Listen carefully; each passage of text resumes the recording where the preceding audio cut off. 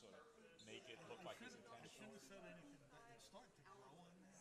When I first saw it, I was like, oh my God, this is going to be a disaster. It's grown little by little. I mean, most people that are in there are sitting down. Like, is it low enough that I'd hit my head on it? You'll be able to, hit it without a doubt. You won't hit your head. That's crazy. You'll be able to touch it. Yeah, it should be. Yeah, this has been like the craziest summer. Have you been taking a trip? I Oh, haven't seen you walk. anything more from the MEA? We're just waiting in September. I wouldn't believe it. I think I said to them, let us know So when the proposals are that's ready. why I took the 7:30. That's why I was taking that one. It's unfortunate. I would have liked to have started. We had so much to talk about. Unless it's just they're just prepared to say yes. A lot of these things aren't. Right. That's why I like They know it's gonna happen, anything after so- 7:30. You never did. It makes me like Fifth grade is moving. First and second are moving, and they're not going to say no. They're just going to ask for some sort of compensation. and even at 19, like I sleep all the time. I'm super into so like this is not I try to think it's a good impression because I'm a senior manager, but So we just had the what's it called? The internship stuff. So we had it going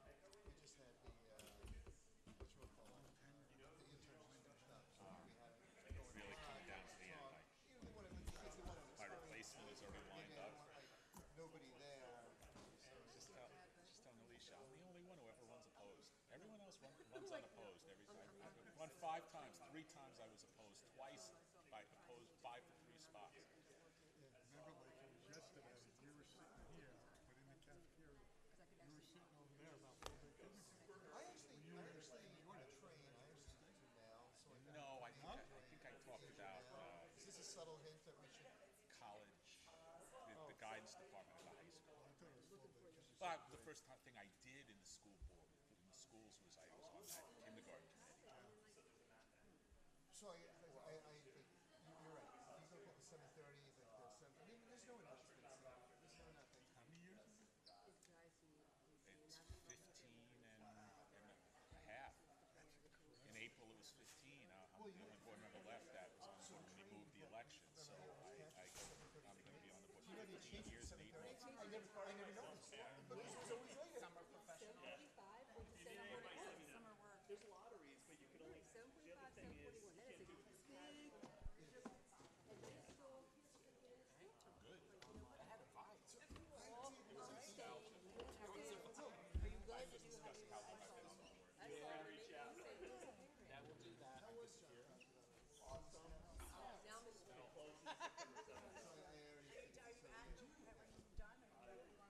I thought so. Because sometimes I go in by myself. It is, but it's really It's up to you. Oh, it's still there. I mean, you really like the start. It's a very. We have a what do you call it? That's cool. When are you going? Well, I'm No chance. 80% To the next of the way there. Yeah. So I've seen Gypsy and Feeling very summer. her cousin's going to Texas. Or something. The concert's on. The concert. You know I have 2 copies of this. Why do I have 2 copies of this? Are you missing your copy? I have 2 copies. Downtown Beach Ball? Oh. I mean, even when you're not on social media, you should still know. By the way, you know who drafted this. I can't stand the whereases. Yeah, the low. Our old document. Just trying to look out. Whereas. We don't do whereases anymore. Well, no, it's It's definitely a borrowed document. I was there for Stella's cookbook for Touch and Reel. Because my last Saturday, it's this Saturday. So, just gonna print Now out it just records. some photos. Yeah, but illustrated. Yeah. Thank you. Yeah, I picked certain photos and asked her to print them out. So can I break on my son for a minute? Oh, it's right here, actually. He didn't get a perfect score on the English Everybody part of high good? school, Good, good? which you have to pass to graduate. But he got a 5 on the Science. Am I paying attention?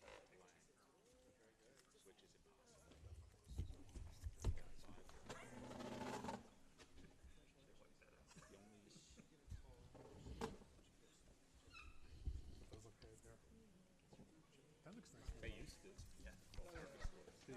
cafeteria with nice and love that picture there. And Jay asked, you know, so he's the only budding English major that doesn't read. He doesn't read. Good. It's See, like, yeah, yeah. See what they say. whatever he reads, but it's like, did you read the book in English? He said, no, I say. I was like, you want to be English major in school? You're the only English major in the world that doesn't want to read. Oh, sorry. I know some people got concert dances. He is. Colleagues? Oh, that came out way louder than I intended. All right.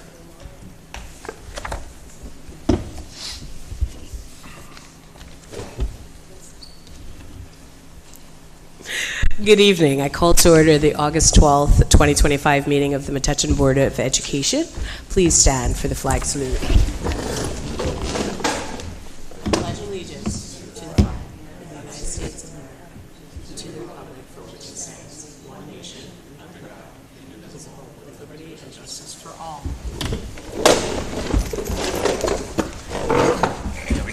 Mrs. Alievich, notice of the meeting, please. I hereby make the statement to indicate compliance with the Open Public Meetings Act, known as Chapter 231 of the Public Laws of New Jersey, 1975, which became effective 90 days after enactment, January 19, 1976. Notice of this meeting was given by providing the location, time, and date of this meeting, and posting of the same on the front door of the Board of Education offices, by delivering copies to the Borough Hall and the Metuchen Public Library, the Home News and Tribune, the Star Ledger, and by filing a copy with the Borough Clerk as prescribed by this law. Thank you. Roll call, please. Mr. Bott? He is advised he will not be present today. Thank you. Ms. Cheatham? Here. Mr. Derflinger? Here. Mr. Glassberg? Here. Dr. Johnson Marcus? Here. Ms. Colleen? Here. Mr. Lifton? Here. Ms. Michaels Morte said that they would not be here today. Thank you. Dr. Spigner? Also advised she would not be present today. Thank you. Mr. Suss? Here. Wonderful. Thank you. Dr. Caputo, do we have any showcases of success today? I forgot to ask you earlier. Yes, we do. We Oh, have wonderful. presentations of both GPA and access results. I'll turn it over to Dr. Herzog, who will lead us in the presentation. Wonderful. Thank you, Dr. Herzog. All right. Wonderful.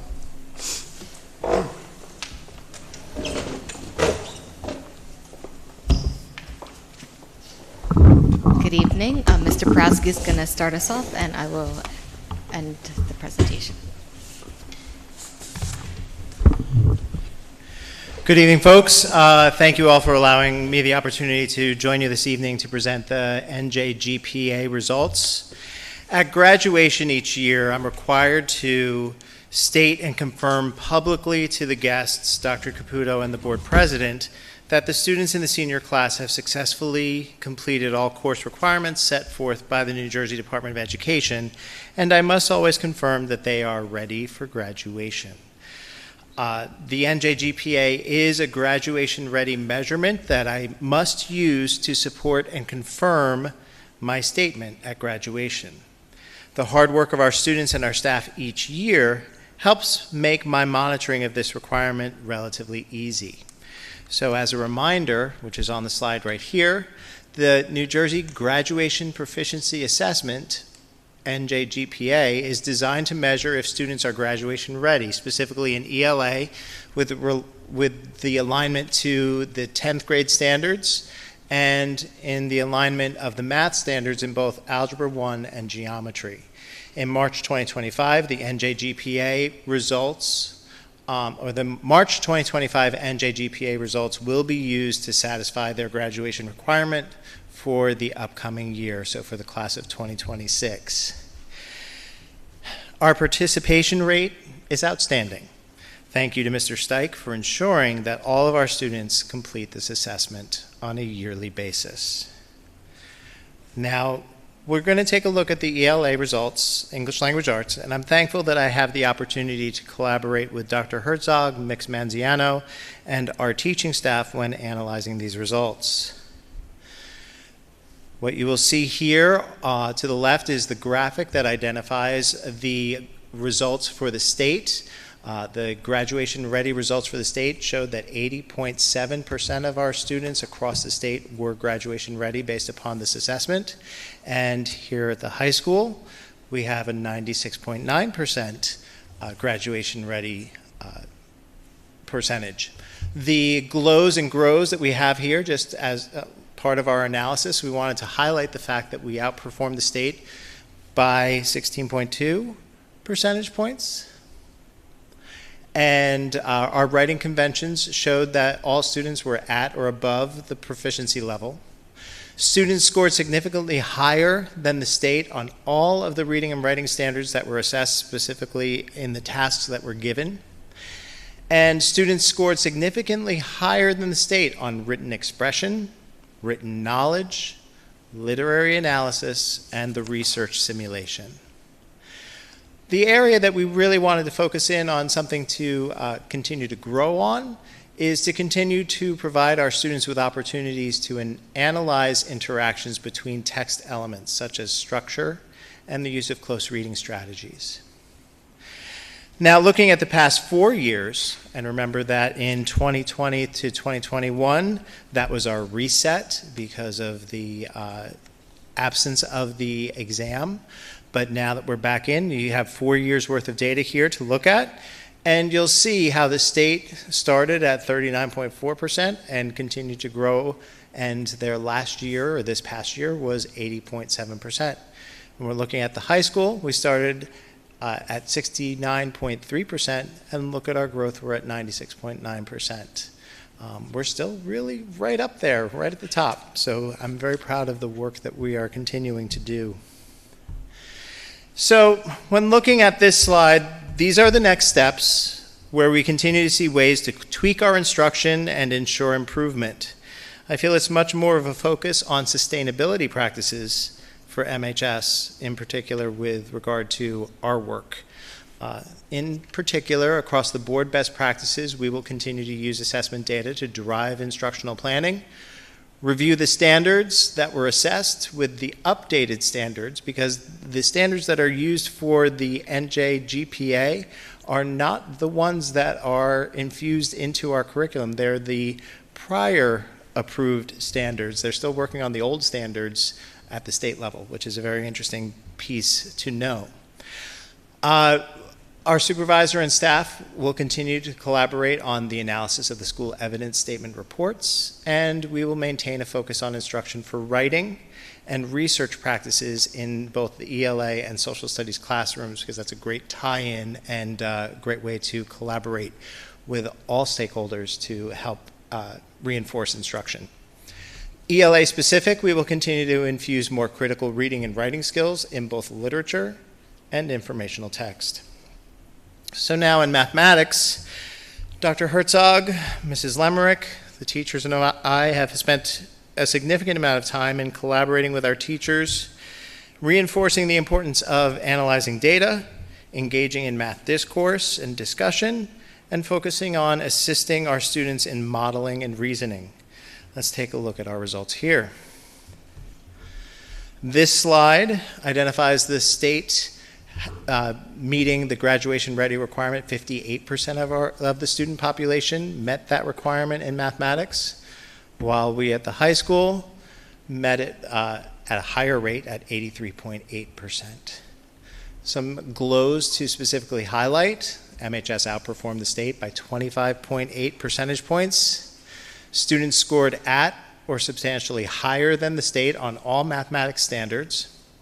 The students outperformed the state on all 4 domains: major content, supporting content, reasoning, and modeling. And in particular, reasoning and modeling were very strong, given that these have been the instructional focus for the past few years. Some areas of growth that we want to focus in on is to continue our focus on subgroups to specifically address gaps in student learning as it's reported, and to continue to analyze evidence statements to guide instruction in more difficult geometry and algebra standards. Again, those are the 2 areas that are specifically assessed on the NJGPA, the Algebra 1 and Geometry sections, so that's where we will spend more of our time. Again, here's our multi-year result analysis looking at these past 4 years. You see the state's data. Yeah, they continue to grow a little bit. We continue to grow. We're still at a Similar rate, a little bit lower, but not much from the previous year. But I'm very confident in what we're seeing and what we're able to do with our students and with their learning. So now, while it seems like we're relatively static in our growth, looking at subsets of data, which we do separately, we don't always report that out to you, we see that our students, again, and this is something that I said earlier, are performing much better on items assessing specifically modeling and reasoning. So now again, when looking at this slide, we're tweaking instruction and reinforcing sustainability in our instructional work. So across the board, best practices in math, using assessment data to drive instruction, analysis of school evidence statements and link it results to drive curriculum and instructional decisions, engagement in data-driven conversations with teachers, emphasizing student-centered approach to instruction with regular incorporation of mathematical discourse, and target support for individual students through small group interventions. Math specific, we will be examining the examination of performance based on the evidence statements to drill down into the types of tasks students need more specific and explicit instruction on. We will be engaging in a book study this year. The book is titled Building Thinking Classrooms, with the goal of attending a full-day workshop with the author that will help to guide our practices a little bit more. And we hope to ensure that the curriculum consistency and engage on ongoing vertical and horizontal articulation embedded in our meeting structures. We're hoping that that will continue to strengthen our work regularly. So now I'm going to turn this over to Dr. Herzog for some additional analysis. Thank you for your time.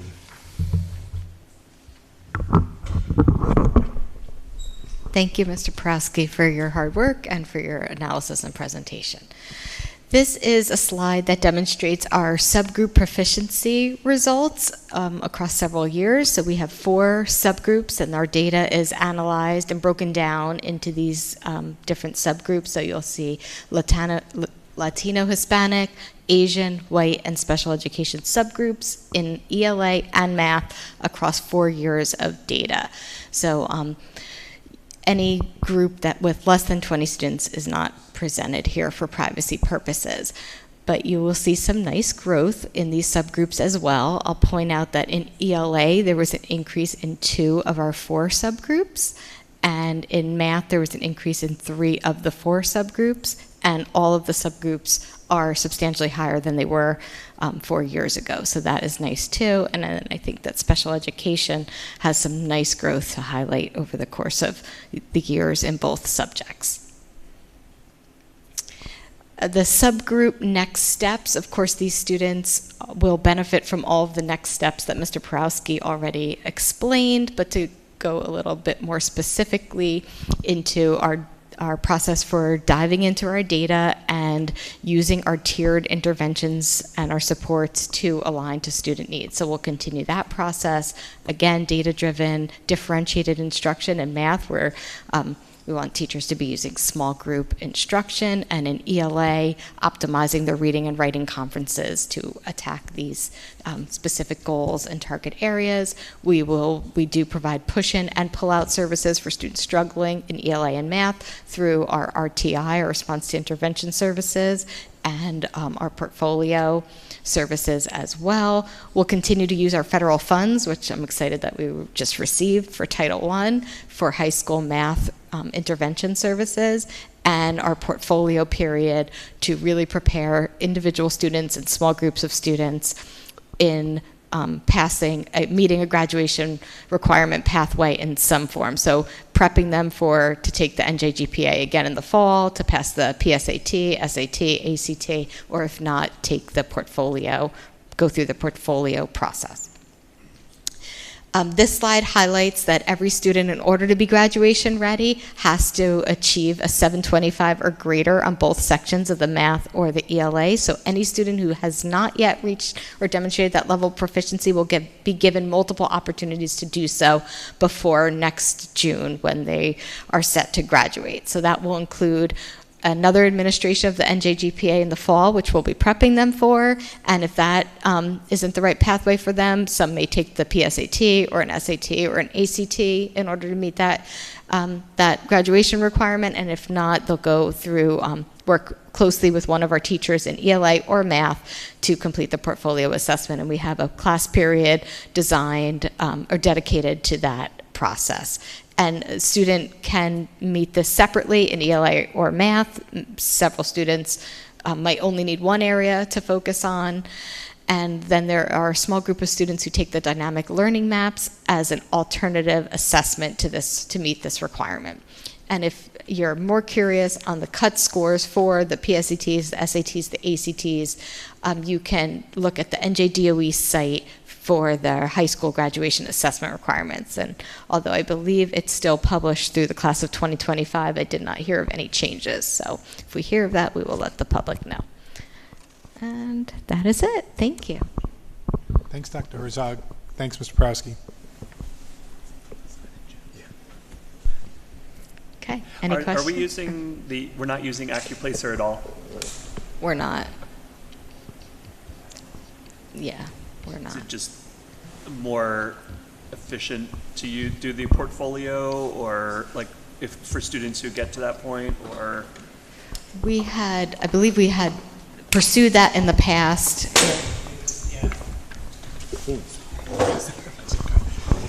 It was a fumbling process trying to work with the company that establishes AccuPlacer, so it's always been a difficulty for them to come in to assist us with using AccuPlacer. So honestly, the process of working with our students and helping them through the portfolio process has been much more effective and efficient for our kids.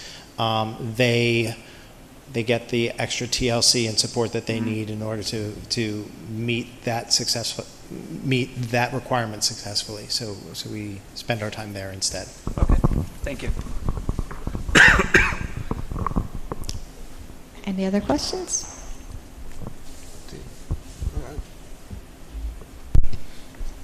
All right, I guess I'll go. Thank you for the presentation. I always love seeing the numbers up on the screen. One of the next steps that you listed was more grant funding use for tutoring and stuff. We've been doing that for a while now. Are you still feeling that that's like effective? Are we changing the way we're doing that? Is there a different plan for it? Like, what's so the grant funding that we referenced is Title I funding, and how we're using that funding right now is to is for one of our intervention teachers, or periods of different teachers. So it is during. Oh, we lost you. It is during the school day, and it's push in and co-taught small group instruction in their regular class, or some pull out small group work. So it's not the high impact tutoring that we've done in the past. It's actually a teacher working with them in their regular school day. Great, so it's going to be like in person, in the moment. Yes, it's part of this regular school day, the Title I response to intervention services. Okay. Great presentation, thank you. Question about the subgroup scores, special education. You see the leap, ELA 25% to 87% above state average, yet in math we didn't necessarily achieve the same kind of improvement. Any thoughts or? Well, our general achievement is higher in ELA. Our general population is achieving higher in ELA than they are in math. So I think that is a little representative of whether tests are harder. Also, the state scores are lower in math than they are in ELA. So I think they're generally more inflated. I mean, we've been doing similar strategies, and in fact, we've co-teaching, increasing our co-teaching, having special education teachers in department meetings, attending the same professional development. So very much of the same strategies in both subjects. But it is kind of unusual. I mean, you look on the ELA side, it's the same population exceeded the state, yet the same population for math did not exceed what the state, just using the state as a benchmark. And, Yeah. you know, if you want to play with like percentage increases, it's not nearly as good. Yeah, I mean, the specific strengths could be related to their specific disability Okay. areas. Yeah, that we'd have to dive in deeper to see those particular students. Thank you. Okay. Yeah. Just one thing, when we start looking at the NJSLA scores, just to build off what Yeah. Eric just said, it may be interesting to look at how our special ed students population are doing in math in grades 7 and 8, when they're getting the pre-algebra and algebra pieces that they're going to see later on in the NJGPA. Maybe that's where the interventions or additional assistance might, like bolstering, might be something that would be interesting to learn about, like what that looks like, and seeing if concentrated efforts there pay dividends later on. It very well could be that these students as 11th graders were having difficulties because of where they were with their pre-algebra and algebra coming out of the pandemic. So I'm kind of looking, I noticed the same thing, and I'm wondering, based off of what he's saying, making me think, if we look at NJGPA, like with the 8th grade kind of, and use that as some kind of an indicator, maybe we can get a better picture. But listen, you're getting gains, and that's great. And if we're just interested in hearing more. Okay. Thank you. Thank you. Okay. Lindsay? Thank you. Okay. Brandon, do you want to switch the slides? Okay, I'm going to welcome Ms. Lindsay Omark, our Supervisor of Elementary Instruction, Multilingual Learning, and Instructional Technology for the district. She's going to present on our access results for our multilingual learners and their state testing. Okay, thank you.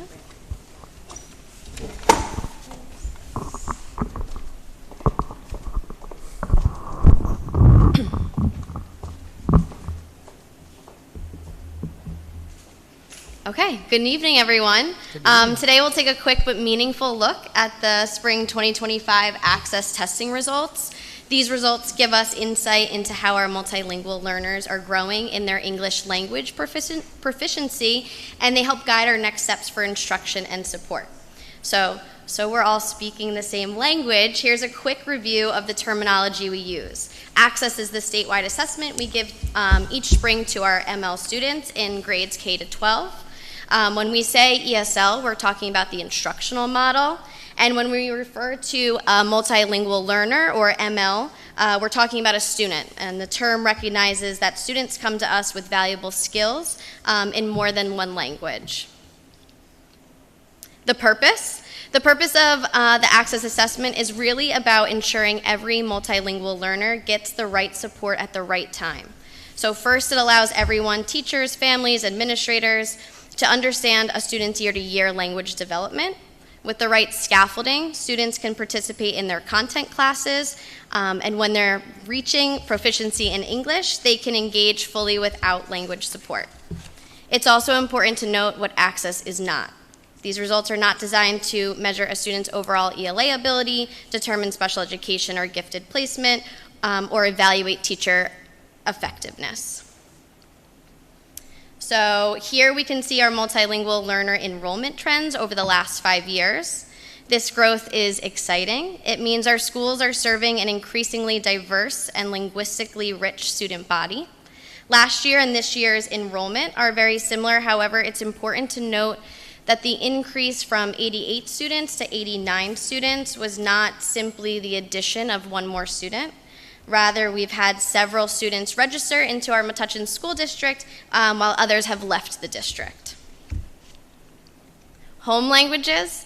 These are the home languages spoken specifically by our multilingual learners. While Spanish and Indonesian are our most common home languages, our students bring a wide variety of languages and cultural backgrounds to our classrooms. One highlight worth celebrating, this year we've had 100% participation rate in the access testing. This means that every ML in our district had the opportunity to demonstrate their language growth. So this is a sample of an individual student report that families and teachers receive.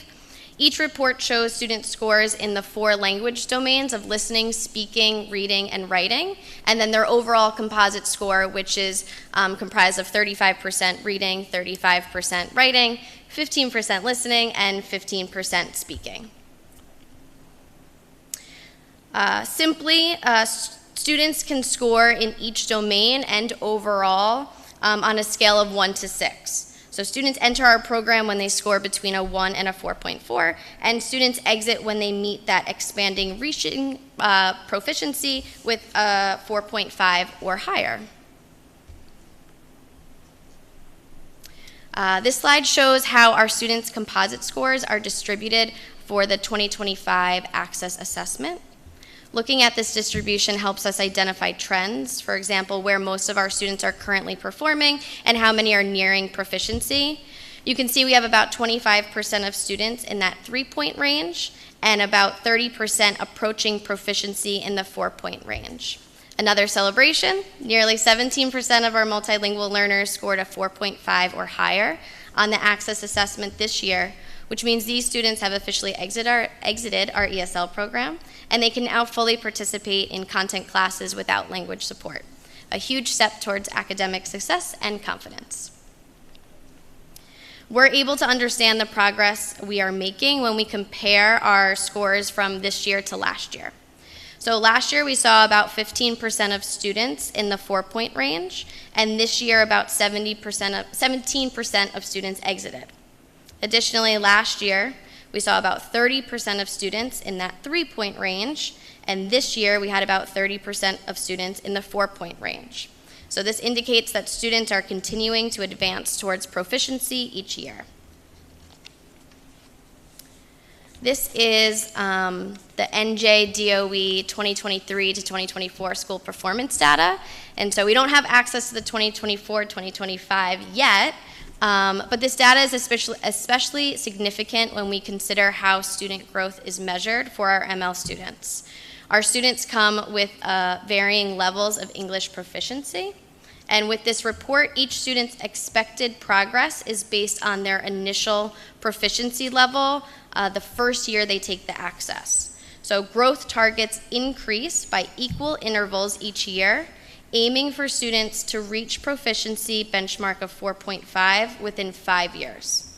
So therefore, each individual student's growth expectation is unique to their learning progress. This means that when we look at year-to-year percentage of students meeting growth expectation on the NJ DOE school performance data, we're not just seeing raw numbers, we're seeing how well our students are meeting or exceeding their personalized growth goals. You'll also notice some asterisks on some data points, and this means there were too few students in that group to report scores while protecting privacy. This is our daily ESL program across the school district. To support our ML students, we use a variety of instructional models tailored to their needs across grade levels in schools. At Moss and Campbell, we implement a push-in co-teaching model where ESL teachers collaborate directly with the general education classroom. At Edgar and the high school, we use a pull-out model to provide focused, targeted language instruction outside the general education classroom. For our younger learners in K-5, we provide sheltered English instruction by the gen ed teacher, which integrates language development and content instruction to make academic concepts more accessible and engaging.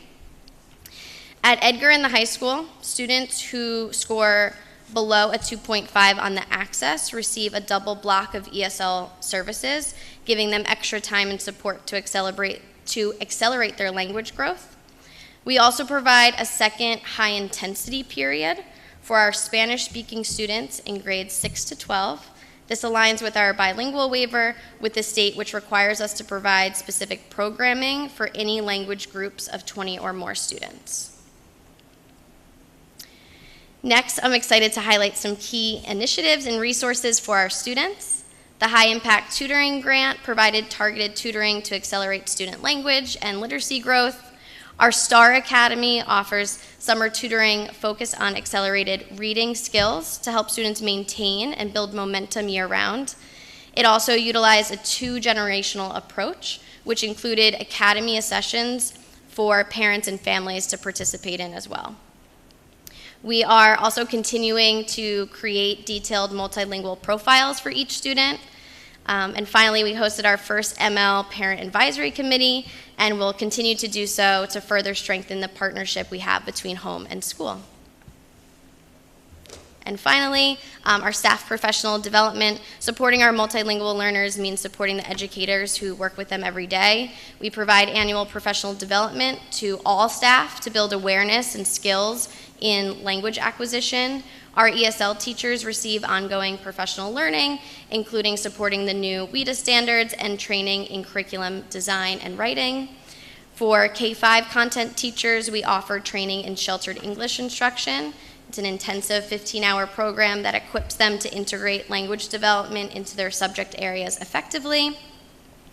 We also promote co-teaching models and encourage regular consultation between content and ESL teachers to share expertise and tailor instruction. And to build staff capacity even further, we utilize an ESL consultant who provides specialized support and coaching. All of these efforts ensure our educators are confident and prepared to meet the needs of every multilingual learner. And that's the end of my presentation. Thank you all for having me and letting me share about Access. I learned a lot over the last several months, and I look forward to the continued work of this program. Please let me know if you have any questions. Thank you for your presentation. Sounds you. very exciting, the plans you have for professional development. I am very excited about it. Wonderful. Thank you. Any questions? Oh, Eric? Sorry, Mr. Suss. Thank you for the presentation. It's clear that you're very excited about it. Slide 13, you talked about some upcoming things and some of the programs. Is there anything in particular that you're excited about in terms of next steps? I think personally, one of the things I'm most excited about is our Parent Advisory Committee. When I took on this role in March, it was one of my first tasks that I participated in, and it brought me a lot of joy. We had a great turnout from our families, and we asked them, what do you want to see next from this committee? And they provided us with invaluable feedback. They really want resources and activities to support their children's English proficiency. And so I hope in the next parent advisory committees we can kind of utilize our ESL teachers to provide that to families so they can work with their children at home as well. The list of languages was pretty impressive. Like, are you able to effectively? I mean, kudos to you. I don't know how you can have a meeting with such a wide range of parents and pull out what they need when they speak such a. I mean, you have help. I mean. So we did present our parent advisory committee in English because that is what we have accessible to us. But we had additional technology available for our parents. So we brought Chromebooks with Google Translate open and available to them, and we also use Pocket Talks, which are able to translate into almost 100 different languages. You choose which language you're speaking into and which language you'd like it to translate. You speak into it, and then you can read, but also audibly hear what you've said in the language that you've chosen. So we use those. Very cool. Thank you. Thank you. Great question, Mr. Suss. I was also curious about that. Thank you for sharing that. We've all learned a little bit. And when I email, I translate all my emails into each parent's home language as well. Wonderful. Through Google. Thank you. Thank you. Any other questions, colleagues? Mr. Glassberg. Thank you for the presentation. Well done. Of course. Thank you. So I'm happy to see the summer offerings for ML. I think that's a really important piece because this, kind of like with a lot of things, you can't really just take a couple months off from practicing and working on the English skills, especially at such an important time for the kids. A couple random questions. Okay. Do any kids or parents waive their children out of ML services? Yes. Mm-hmm. I think this year it was about 4 or 5 students. And then do they get are they eligible for any other supports, or is it just basically then, since they chose not to? Of course, their teachers and our ESL teachers would always provide supports to them, the students, their families, the other teachers. And then they have access to all of the supports in school, depending on which school they're in, as far as RTI or other supports if it's needed in those content areas. Okay. I think on the slide it said when they get to like the 5 or above a 4.5, then there's like bridge support or bridging, right? Mm-hmm. So they exit at 4.5 and then there's bridging. Is there something supplied for the students when they exit and now they're in that bridging category? So if they have a 5, they're bridging. What does that mean?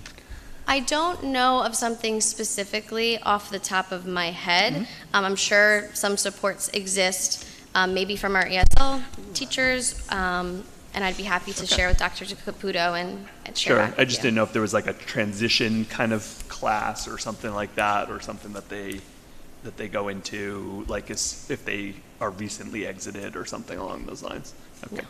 And one more. Do we know the average number of years that a student stays in ESL in our district? Yeah, I'd have to calculate. One of the first tasks I did coming on was trying to look at some historical data. And it's pretty difficult because we really do have a population that moves in and out of the district. But they do say 5 to 7 years, the expectation being 5. Mm-hmm. Okay. Thank you so much. Thank you. All right, good job. Any other questions, colleagues? All right, wonderful. Thank you so much. Okay, thank you. I'll leave this here. Thank you. Thank you, Dr. Herzog and Ms. Olmark and Mr. Prowski. Appreciate it. All right, wonderful. Back to me, huh? All right, I think we skipped the meeting open to the public part. The meeting is open to the public. Seeing none, closing that section. We're moving to the report section. Good night. The report section. I do not have a report for tonight. Dr. Caputo, do you have a report? So nothing tonight. I will be sharing tomorrow in my morning after the board meeting summary that I send out. I'll be sharing some timelines, the latest we've heard around construction dates. I'm sure Mr. Glassberg will touch on some of those tonight as well. So no report from me tonight. All right, thank you, Dr. Caputo. And no committees have met since our last meeting, but as usual, I know that Mr. Glassberg is always ready to provide an update on the construction. I'll do my best because this is everything's a moving target, but this is what we have as of this moment, and Dr. Caputo will put most of this in writing tomorrow, like he just mentioned, and that will be helpful for those of you who aren't following this too closely. Maybe you're at the Beach Boys concert thing. I'm watching later. So at Moss School, the kindergarten is expected to be completed on time, will be completed on time, August 22nd approximately, with air conditioning available, bus loop ready to go available. Of course, in the beginning, we do need to just be mindful of the fact that there could be issues with that new electrical, the air conditioning and so on. So we do ask for your patience with that, but everything is set to go for the end of August there. The remainder of the site work would be completed approximately early November, and then the addition, which would allow for the new grades to come in, the new first and second grade, is anticipated for the middle of the school year, and then that will allow us to be ready to go for September of the following year for the grade realignment. At Edgar, same thing, end of August, we should have the new addition done, air conditioning available, being mindful of the fact that there could be some issues there, so we ask for your patience again. At Edgar, there is some site work that will still be going on in front of Edgar, potentially at the beginning part of the year, but the new main entrance will be the entrance that's used, and the added features there at the building are all going to be in place for the end of August. At Campbell, the new addition is going to be done perhaps next week, certainly by the end of August, and the playground will be in, so all of that's fine. The PSE&G portion has been taken care of by PSE&G, but because of those delays, it is not likely that there would be air conditioning right at the beginning part of the school year. Hopefully about a month after that, then all of the electrical will be ready to go. At the high school, the situation is pretty much the same as at Campbell, which is that PSE&G, after some long delays, has completed the portion that they were needed to complete, but that is going to cause the air conditioning turn on to be delayed a little bit longer. The lights are expected to be in for the late fall. Is that the Musco lights? That's the field lights. Field lights, yeah, the field lights for late fall. However, we still need to get the electrical done in the new addition for those lights to be usable. The cafeteria is completed, but that's being used as the board offices temporarily until the board offices are complete, and that's expected in the middle part of the school year that transition would take place. The cafeteria addition would open up for students, and the new gym would be available for use. The playgrounds, I didn't mention at Moss. The playground at Moss will also be available for the beginning part of the school year. There's also going to be one on the interior courtyard. That won't be completed, but the exterior one in a similar area to where many people are familiar with it being, that one will be in place. Okay, let's see. I think that hits all of the dates that I was trying to hit. And again, Dr. Caputo will put a lot of that in writing, the relevant parts for you. And two things that are upcoming. One, on Saturday, we will be at the farmers market. We will be showing some photos, some aerial photos that were taken by Mr. Uhlig, as well as we'll have a video to show as well on Mr. Suss's iPad. And then eventually we'll post that onto our website as well. And you could also ask us any questions, interact with some of the committee members. On Monday, this coming Monday, we will have an open public committee meeting, construction committee meeting. We do those every couple of months. That will be taking place in the Metuchen High School Media Center at 7 p.m. And anybody's welcome to come out to that one as well. That's all I have. Thank you. Thank you, Mr. Glassberg, and thank you to our community for their continued patience and grace as we move forward with these projects. It's kind of getting very exciting. If you've been driving around to the different schools, it's really kind of amazing to behold. So I'm for one excited. So hopefully we'll all get to be very excited very soon. All right, we move to old business of the board. Is there any old business, good people? Any new business? All right, seeing none, I shall move to approve the July 22nd, 2025 minutes of the Board of Education meeting. Is there a second? Mr. Suss, roll call please, Ms. Zalievich. Ms. Cheatham. Yes. Mr. Derflinger. Yes. Mr. Glassberg. Yes. Dr. Johnson Marcus. Yes. Ms. Colleen. Yes. Mr. Lifton. I abstain. Thank you. Mr. Suss. Yes. Motion carries. Wonderful, thank you. At this time, the meeting is open to the public, but I imagine they're all downtown right now at the Beach Boys concert. So we move to the recommendation of the superintendents of schools. Oftentimes, it may appear to members of our audience that the Board of Education takes action with very little comment, and in many cases, a unanimous vote. Before a matter is placed on the agenda at a public meeting, the administration has thoroughly reviewed the matter with the superintendent of schools.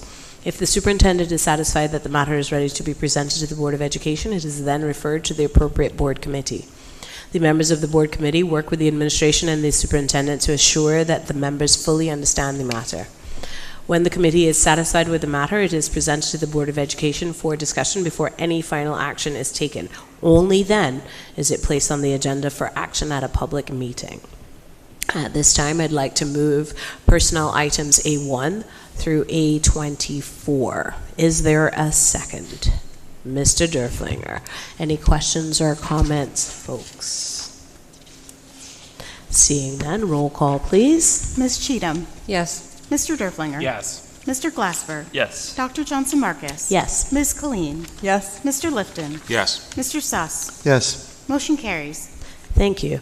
Mr. Suss, turning to you to move the finance items. I'd like to move items B1 through B7 as listed on the agenda. Wonderful. Thank you. Is there a second? Mrs. Cheatham. All right. Are there any comments or questions on the finance items? Seeing none from others, I happen to have a comment myself. I just wanted to clarify that one of our finance items this evening is an agreement that establishes a partnership with the Borough and the Board of Education to manage and share our recreational facilities cooperatively. This is a beneficial arrangement for our community. A key element is the financial provision that allocates 15% of the net pilot revenue from the 212 Durham Avenue, aka Galton project, to the BOE. This is intended to partially offset the increased costs and demands on school facilities resulting from new residential development. This shared funding approach helps to alleviate the financial burden on the BOE while supporting the recreational needs of our community. Additionally, this will allow for reciprocal use of the facilities for both the Borough and the Board of Education, which maximizes the utility of these public spaces for everyone, from our students to our residents. This joint resource management is a proactive solution designed to serve the long-term interest of Metuchen's residents and students. So with that, Ms. Zalievich, may I have a roll call, please? Of course. Ms. Cheatham? Yes. Mr. Derflinger? Yes. Mr. Glassberg? Yes. Dr. Johnson Marcus? Yes. Ms. Colleen? Yes. Mr. Lipton? Yes. Mr. Suss? Yes. Motion carries. Thank you so much. At this time, I'd like to move the policy items C1 and 2 as listed on the agenda. Is there a second? Mrs. Cheatham?